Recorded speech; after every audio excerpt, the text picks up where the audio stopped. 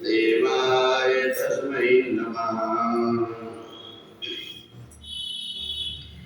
7वें अध्याय में ज्ञान विज्ञान का वर्णन है। मनुष्याणां सहस्रेषु कश्चित् यतत् सिद्धये यत्तामपि सिद्धानां कश्चिन् मां वेत्ति तत्त्वतः।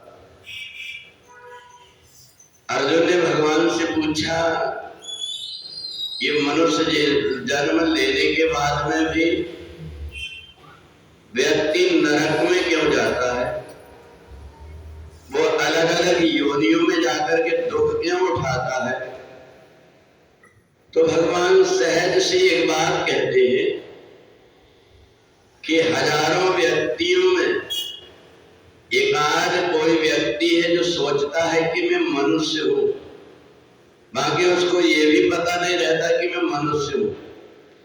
वो क्या पीता है, क्या खाता है, वो स्वयं भी नहीं जानता कि जिन चीजों से शरीर अपवित्र होता है, जिससे हमारी आत्मा दुखी होती है, उन्हीं चीजों को हम खा लेते हैं, उन्हीं चीजों को हम पी लेते हैं और उसी वाणी का हम कठोर रूप से प्रयोग कर देते हैं। तो मनुष्याणां सहस्रेषु कश्चित् यतत् सिद्धये, हजारों में कोई व्यक्ति एकांत को अगर लगा कि मैं मनुष्य क्या हूं, तो वो थोड़ा संभल करके चलने लगता है। पर जब उसको कुसंग मिल जाता है, कोई उसको अपनी बिरादरी का मिल जाता है, गांजा पीने वाला मिल जाए, तंबाकू खाने वाला मिल जाए, शराब पीने वाला मिल जाए, जुआ खेलने वाला मिल जाए, तो वह थोड़ा बहुत उसकी समझ में आया था कि मनुष्य संभल करके चलूं, तो वो कुसंगी लोग उसको कुमार्ग में फिर से ले जा रहे थे। और इसी को भगवान कहते हैं ज्ञान और विज्ञान। हम मनुष्य बन करके मैं मनुष्य हूं ऐसा ज्ञान हजारों में एकांत को होता है, उसके बाद में भी दूसरे व्यक्ति उसको बरगला करके उसके मार्ग से हटा करके अपने मार्ग में ले आते। परंतु जो विज्ञानी है, अर्थात जिसने आत्मा को जान लिया है कि आत्मा परम पवित्र है, इस आत्मा को प्राप्त करने के बाद में अगर मैंने अपने आप को नहीं सुधारा, अपने आप का उद्धार नहीं किया, तो फिर मेरे को 84 लाख योनि तक भुगतना पड़ेगा। क्यों भुगतना पड़ेगा? इस 84 लाख योनि का एक ही दरवाजा, इस मनुष्य शरीर से ही व्यक्ति स्वर्ग में जाता है और इससे ही नरक में जाता है। ये मनुष्य लोक ही एक ऐसा है जिससे व्यक्ति जानवर बन जाता है और धीरे धीरे करके जब अनेक प्रकार की योनि भुगतता है, उसको मन में पीड़ा होती है। वो जब आत्मा की तरफ देखता है तो उसको पता लगता है कि आत्मा के बगल में ही कोई और बैठा हुआ है। उसको पता लग जाता है कि मेरा परमात्मा है और मेरे इन कर्मों को देख करके, मेरे इन 84 लाख योनियों में भुगतते हुए देख करके इस परमात्मा को बड़ा दुख हो रहा है, इनको दया आ रही है। तो परमात्मा उसको कहते हैं कि देख, अभी भी समझ जा, मैं तेरे ऊपर कृपा करने को तैयार। और वो जीवात्मा कहता है ठीक है, मेरे को आप मनुष्य शरीर दे दीजिए, मैं अच्छे कर्म करके अपना उद्धार कर लूं।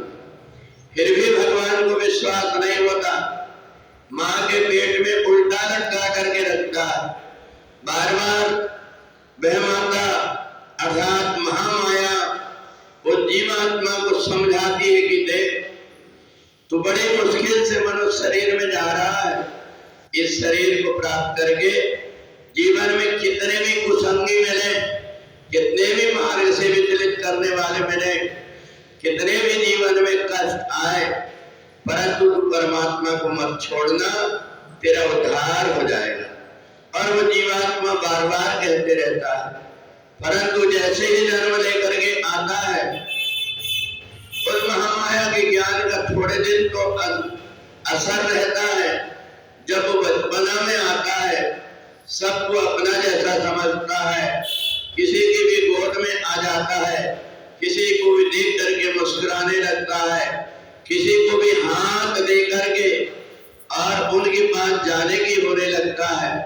और धीरे धीरे जब योग माया को विश्वास हो जाता है कि अभी ठीक तरीके से चलने लगा, वो जैसे अलग हुए वैसे ये फिर मेरा और तेरा में पड़ जाता है।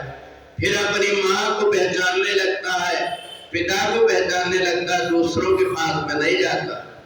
फिर खेल खेल में सबसे ले लेता है परंतु किसी को देना नहीं चाहता।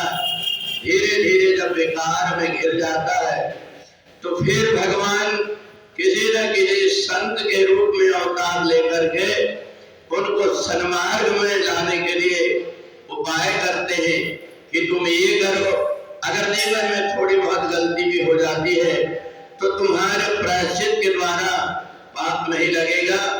और वो सत्संग करने लगता है, भगवान के नाम का जाप करने लगता है, फिर अपना उद्धार कर लेता है। इसके बाद में भी मनुष्य शरीर प्राप्त करके जो अपने आप का उद्धार नहीं करता वो आत्महत्या का जीवात्मा कई जन्मों तक के नरक में भुगतते रहता है। बोली वृंदावन बिहारी लाल।